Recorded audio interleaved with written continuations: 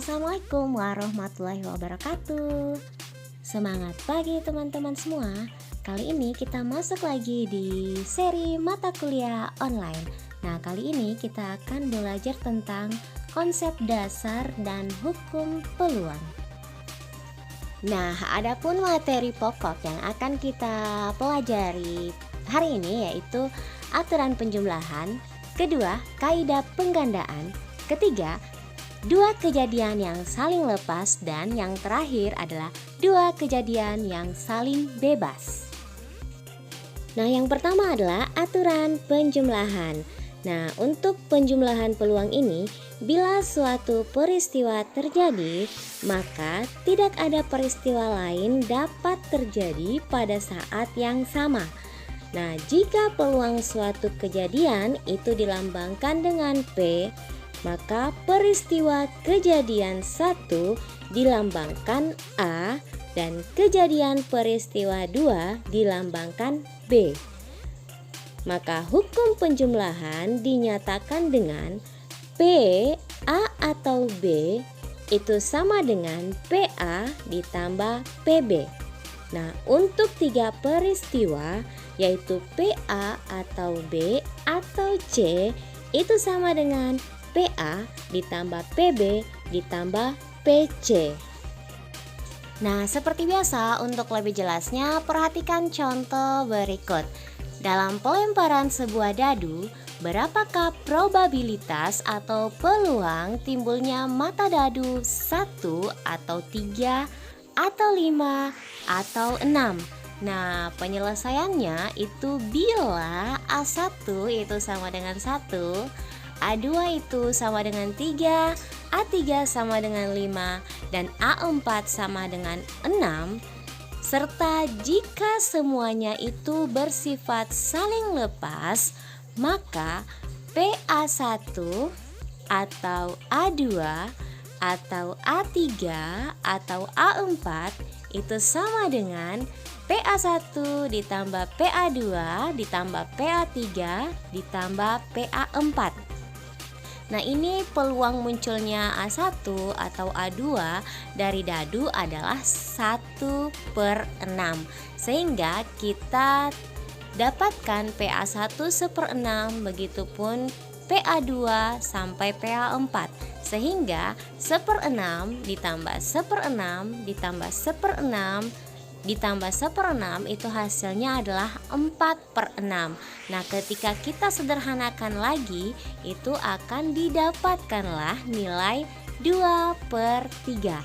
Jadi itu adalah peluang dari probabilitas timbulnya mata dadu 1 atau 3 atau 5 atau 6. Nah, sekarang lanjut lagi ke materi yang kedua, yaitu kaidah penggandaan atau kaidah perkalian atau sering dikatakan dengan hukum perkalian. Nah, kaidah penggandaan ini mensyaratkan dua peristiwa A dan B itu independen. Nah, yaitu suatu peristiwa akan terjadi tidak berpengaruh pada probabilitas atau peluang terjadinya peristiwa lain. Nah, untuk peristiwa A dan B itu kaidah penggandaan dinyatakan dengan PA dan B sama dengan PA dikali dengan PB. Nah, contohnya seperti berikut ya. Suatu mata uang logam Rp500 itu dilemparkan ke atas sebanyak 2 kali. Nah, jika A1 adalah lemparan pertama yang mendapatkan gambar burung Garuda B, dan A2 adalah lemparan kedua yang mendapatkan gambar burung Garuda B, berapakah PA1 dan A2? Nah, caranya, karena pada pelemparan pertama hasilnya tidak mempengaruhi pelemparan kedua, didapatkanlah PA 1 sama dengan PB itu sama dengan 1/2, dan PA2 sama dengan PB itu sama dengan 1/2. Nah, maka PA1 dan A2 itu sama dengan PA1 dikali dengan PA2 sama dengan PB dikali PB itu sama dengan 1/2 dikali 1/2 sama dengan 1/4. Jadi peluangnya adalah 1/4. Oke, kita lanjut lagi di materi yang ketiga, yaitu peluang kejadian saling lepas dan tak saling lepas. Nah, ini perhatikan apakah sama nanti dia dengan aturan jumlah. Nah, kita lihat. Ketika suatu kejadian tidak memiliki irisan dengan kejadian lainnya, maka disebut peluang kejadian saling lepas. Sedangkan ketika suatu kejadian memiliki irisan dengan kejadian lainnya, maka disebut peluang kejadian tak saling lepas. Nah, rumus umum peluang kejadian tak saling lepas yaitu PA atau B sama dengan PA ditambah PB dikurang dengan PA dan B. Oleh karena kejadian saling lepas tidak memiliki irisan atau PA dan B sama dengan 0, maka disimpulkan bahwa rumus umumnya adalah PA atau B sama dengan PA ditambah dengan PB. Nah, ini bisa dilihat ya bahwa untuk peluang yang saling lepas itu sama dengan aturan penjumlahan. Jadi di sini ada peluang kejadian saling lepas dan tak saling lepas. Jadi harus bisa dibedakan ya, mana rumus yang saling lepas dan mana rumus untuk peluang yang tak saling lepas. Oke, sekarang masuk di materi yang terakhir, yaitu peluang kejadian saling bebas.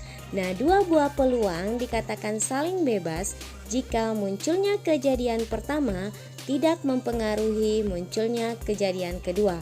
Nah, contohnya apabila melempar dua dadu berwarna merah dan biru secara bersamaan, maka dalam menentukan peluang munculnya mata dadu 2 merah dan mata dadu 3 biru tidak akan mempengaruhi satu sama lain.